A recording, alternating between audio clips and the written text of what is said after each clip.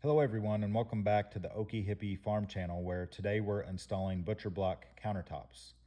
I promise to slow this down soon and talk you through the process.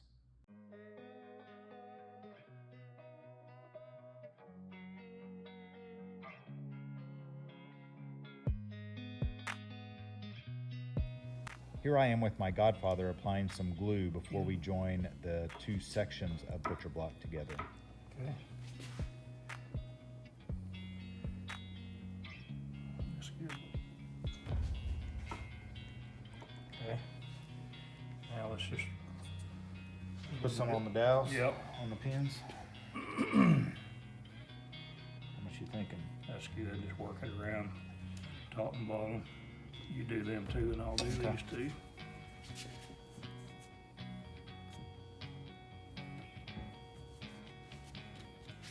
Just kind of pat it, Yep. get in them grooves.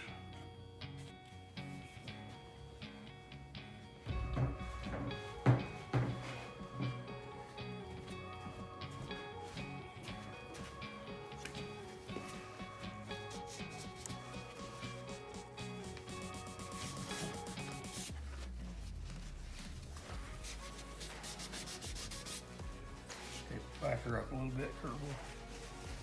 Watch that edge. Watch scratch up there if there ain't no cardboard on it.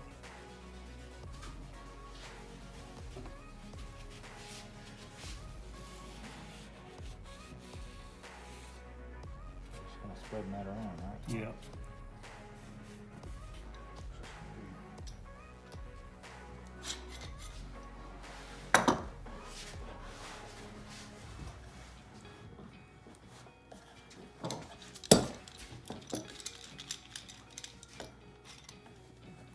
Boy, that's hard.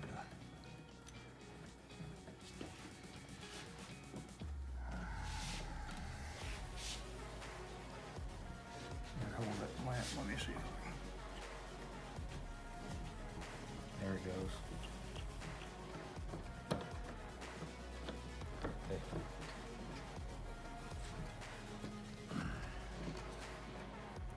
I think it's bottomed out, your bottom right there. Yeah. That's just saw cut there, Yeah. you're seeing. That's fine.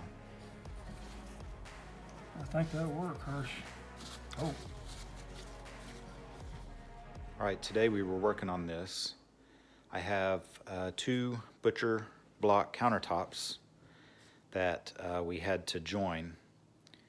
And previously I've used mineral oil to stain the front side, the side that'll be up and visible.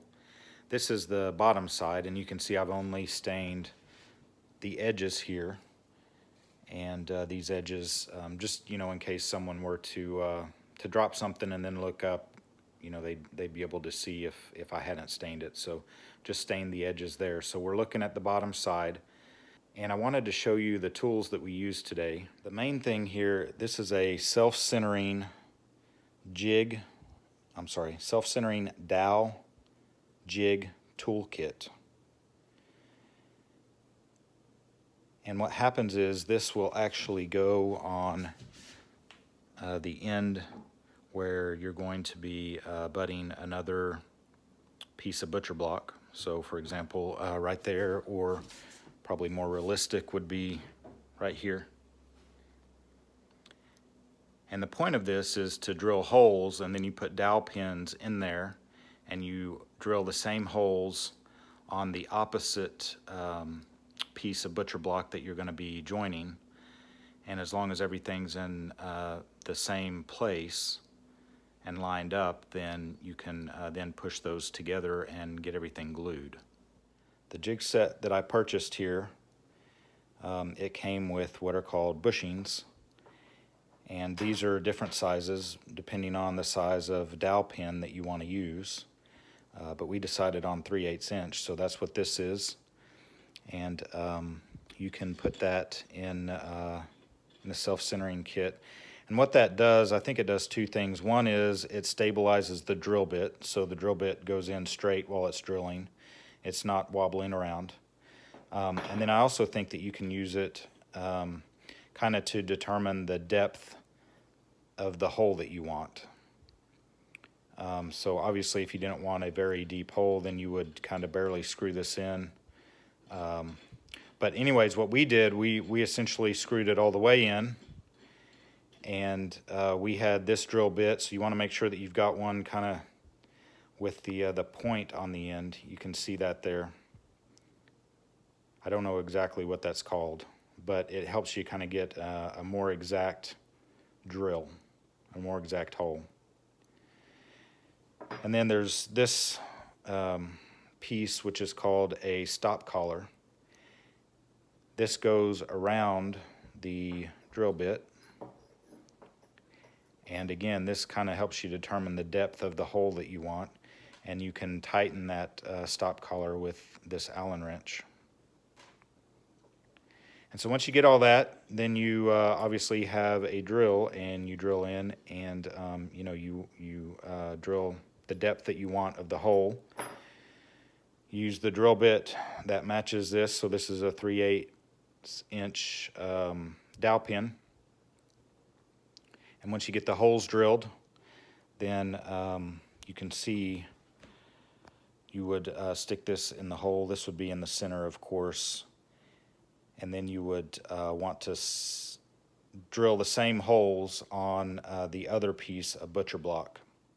Once you get your holes drilled in one piece of the butcher block, then obviously it's important to make sure that everything lines up with the holes in the the second piece of butcher block as well. And that can be difficult, but they've invented these little contraptions here. These are called dowel centers. And what you do is after you've drilled the holes here, we did 4 today, then you stick these in those holes, and they'll face like that, and you can see they've got a point on them. And once you get all 4 of those in there, or however many you're going to use, you bring the second piece of butcher block, and you need to make sure that you've got it lined up. And the way we did that, we had wood pieces here with a clamp, and here as well, just to make sure that everything was lined up. But then you push pretty hard that second piece of butcher block, and this will make an indentation exactly where you need to drill the holes on this piece of butcher block in order for everything to line up.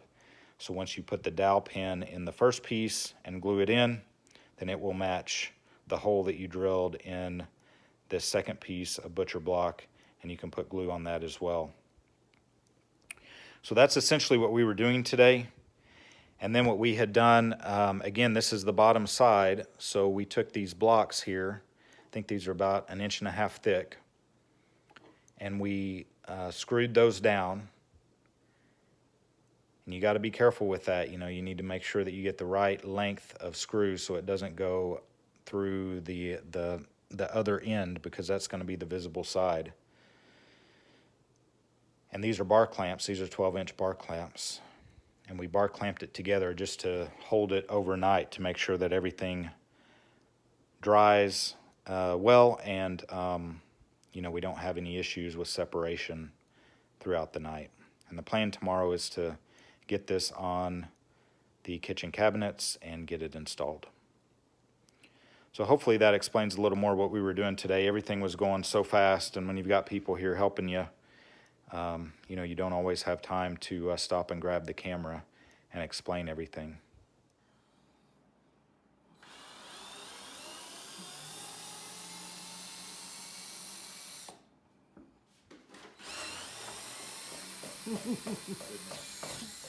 Ooh.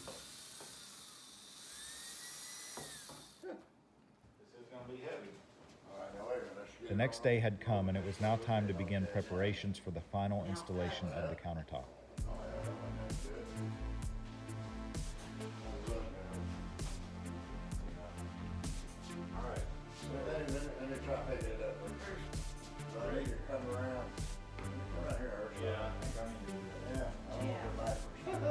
Okay, you ready? I'm ready. We got it. You right? Are we lined up? Yeah. Yeah, you're good. Keep going, keep going. Good. Good.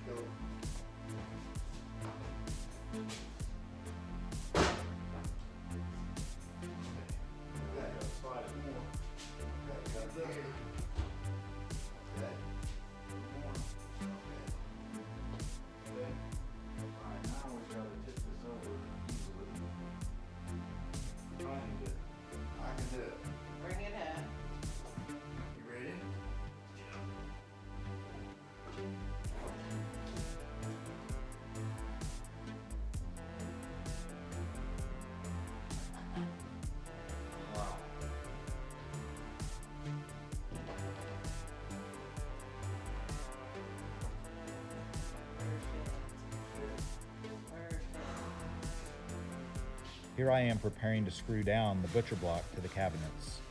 You can see the white plastic areas in the corner of the cabinets that are made for this. All right, here we go.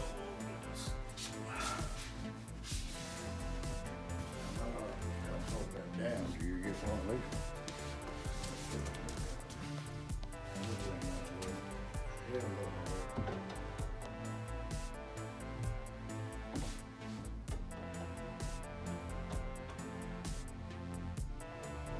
That is going to be in an angle. All right, are you holding down or what are you Yeah, I'm doing? home down there. All right. Just kind of lean on it. I don't think it'll go nowhere, but.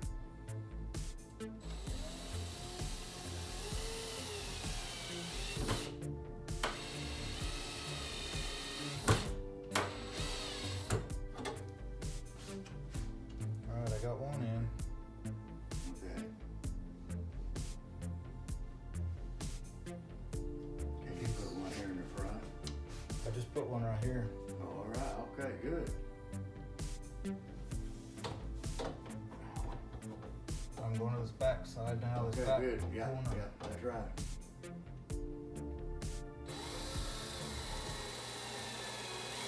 I think you get the idea. I had to do this for 4 different cabinets, and then it was on to installing the cabinet handles.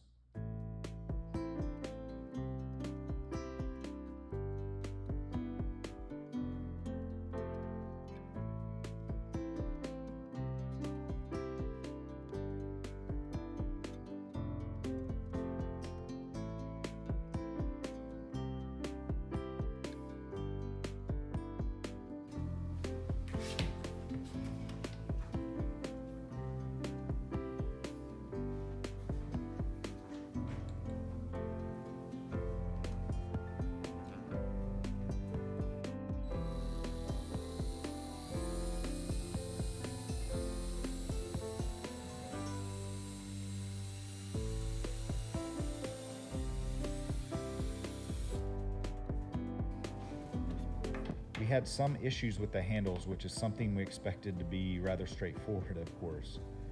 No issues with the measuring of locations, but with the cabinet hardware itself. It seemed that the length of the bolts they provided were almost too short. Additionally, the heads of the bolts seemed prone to stripping. Slip already.